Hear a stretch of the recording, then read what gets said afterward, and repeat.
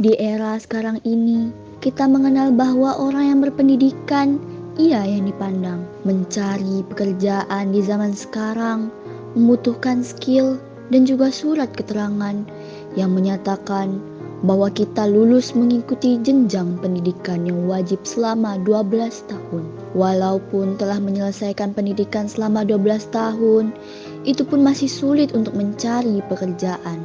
Di era sekarang, standar untuk sebuah lowongan pekerjaan yaitu berpendidikan D3 atau S1. Tapi, bagaimana dengan anak-anak yang tidak bisa mengakses pendidikan? Bagaimana dengan anak-anak di daerah terpencil yang memiliki keterbatasan ekonomi? Di sebuah desa bernama Balai Insan, terdapat 5 orang sahabat yang sudah bersahabat sejak kecil. Mereka bernama Oben, Ajib, Rahma, Suci, dan Rika. Mereka selalu bersama karena rumah mereka yang berdekatan dan juga karena mereka satu sekolah. Mereka bersekolah di Balai Insan. Akses menuju sekolah mereka sangat terbatas. Bahkan harus melewati hutan, kebun, dan juga sungai. Tapi kendala itu tidak membuat tekad mereka sirna untuk menuntut ilmu. Hari itu hari Senin. Seperti biasa, mereka pergi ke sekolah bersama. Tapi di perjalanan saat itu, mereka melewati jembatan yang terbuat hanya dengan kayu yang sudah rapuh. Salah satu dari teman mereka yaitu Oben terjatuh ke sungai. Mereka pun akhirnya sampai di sekolah dengan kondisi Oben basah kuyup karena terjatuh ke sungai. Saya punya baju sudah basah. Saya punya tas juga sudah terhanyut ke sungai. Iya Ben, yang penting kita semua selamat. Iya, hari ini hari Senin kita upacara. Mereka pun akhirnya sampai di sekolah dengan kondisi Oben basah kuyup karena terjatuh ke sungai. Pada saat sampai di sekolah, mereka sudah terlambat dan bendera sudah naik. Mereka langsung memberi hormat kepada bendera putih. Setelah selesai upacara dan ingin masuk kelas, Oben ditertawai dengan adik kelas yang bahkan mereka tidak saling kenal. Saat di kelas, Oben dipanggil oleh salah satu guru dan guru tersebut bertanya kepada Oben kenapa bajunya basah dan Oben pun menjawab dengan jujur. Pak Guru, saya punya baju basah karena saya terjatuh dari jembatan. Astaga, kok bisa sampai gitu? Jembatannya sudah rapuh, Pak Guru. Emangnya tidak bisa ada jalan lain? Tidak ada, Pak Guru. Bapak salut sama kamu Ben, walaupun seperti itu, tapi kamu tetap sholat. Semangat ya Ben. Sepulang sekolah, Oben, Ajib, Suci, Rahma, Rika kembali melewati jembatan itu.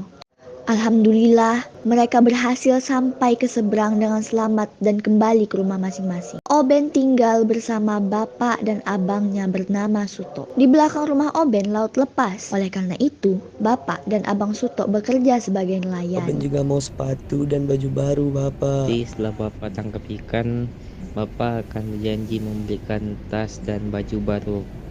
Iya, Bapak. Tapi keesokan harinya, pada saat Oben ingin ke sekolah melewati jembatan kayu yang rapuh itu bersama teman-temannya. Dengan kondisi cuaca yang sedikit gerimis dan angin kencang. Naasnya, ketika di tengah jembatan itu ambruk dan membuat Oben, Suci, Rahma, Rika, dan Ajib terjatuh ke sungai.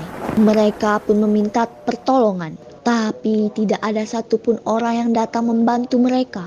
Dengan susah payah mereka berenang menuju tepian sungai dan naik ke daratan. Mereka pun memutuskan untuk pulang ke rumah masing-masing karena baju dan tas mereka hanyut di sungai. Saat sampai di rumah, ternyata bapak dan abang Suto belum pulang dari menangkap ikan. Pak, Bapak di mana?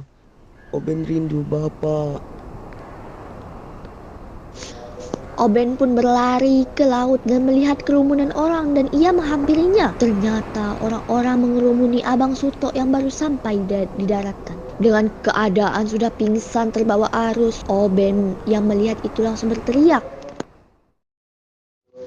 Di malam harinya, para warga berkumpul untuk tahlilan di rumah Oben. Ya, Bapak Oben ditemukan sudah dalam kondisi yang tidak bernyawa. Oben tidak berhenti menangis dan dipeluk teman-temannya. Keesokan harinya, Oben tidak masuk sekolah dikarenakan sakit. Badannya menggigil sambil menyebut nama bapak. Setelah itu, Oben berlari ke arah laut dan langsung naik ke perahu dan terus-terusan memanggil nama bapak. Abang Suto yang melihat itu langsung berlari mengejar Oben, diikuti oleh ibu guru dan teman-teman Oben yang ternyata ingin menjenguk Oben. Semua orang yang melihat kejadian itu teriak karena melihat Oben jatuh dari perahu. Abang Suto yang melihat kejadian itu langsung terjun ke sungai untuk menyelamatkan Oben. Sayangnya, Oben sudah tidak bisa diselamatkan lagi karena terlalu banyak meminum air laut. Oben sempat berpesan kepada ibu guru untuk membuatkannya jembatan baru agar teman-temannya bisa pergi ke sekolah dengan tenang dan mudah. Abang Suto, ibu guru, dan juga sahabat-sahabat Oben merasa terpukul atas kehilangan Oben untuk selamanya. Bahkan, Abang Suto belum sempat membelikan peralatan sekolah yang diminta Oben kepada bapak. Beberapa tantangan yang sering dihadapi adalah akses perjalanan yang sulit, kurangnya infrastruktur, dan kurangnya tenaga pendidik. Namun, saya optimis bahwa dengan upaya yang tepat, kita dapat memperbaiki situasi ini.